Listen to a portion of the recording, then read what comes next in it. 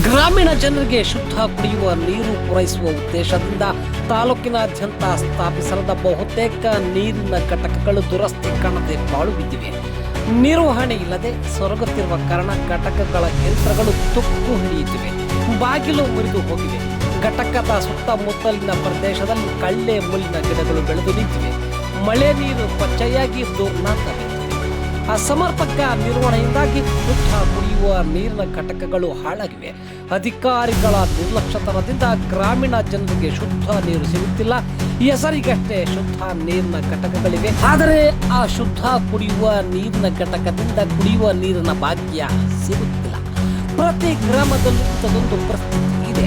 ಇಲ್ಲಿ ಕಾಣುತ್ತಿರುವ ದೃಶ್ಯ ಚಳ್ಳಕೆರೆ ಸಮೀಪದ ಗೊರ್ಲಕಟ್ಟೆ ಗ್ರಾಮದಲ್ಲಿ ನಿರ್ಮಾಣವಾಗಿದ್ದ ಶುದ್ಧ ಕುಡಿಯುವ ನೀರಿನ ಘಟಕ. ಈ ಘಟಕದಿಂದ ಗ್ರಾಮಸ್ಥರಿಗೆ ಶುದ್ಧವಾದ ಕುಡಿಯುವ ನೀರು ಸಿಗುತ್ತಿಲ್ಲ ಎನ್ನುವುದು ಗ್ರಾಮಸ್ಥರ ಆರೋಪವಾಗಿದೆ. ನಿಮ್ಮ ಊರುಗಳಲ್ಲಿಯೂ ಸಹ ಶುದ್ಧ ಕುಡಿಯುವ ನೀರಿನ ಘಟಕ ಇದೆಯಾ? ಅದರಿಂದ ನೀರು ಸಿಗುತ್ತಿಲ್ಲವೇ? ಕಾಮೆಂಟ್ ಮಾಡಿ. ಹಾಗಾದರೆ ಈ ಶುದ್ಧ ಕುಡಿಯುವ ನೀರಿನ ಘಟಕ ಕುರಿತು ಗ್ರಾಮಸ್ಥರು ಏನು ಹೇಳಿದ್ದಾರೆ ಕೇಳೋಣ ಬನ್ನಿ. ಏನೇನು ಮಾಡಿದ್ದಾರೆ ಈಗ?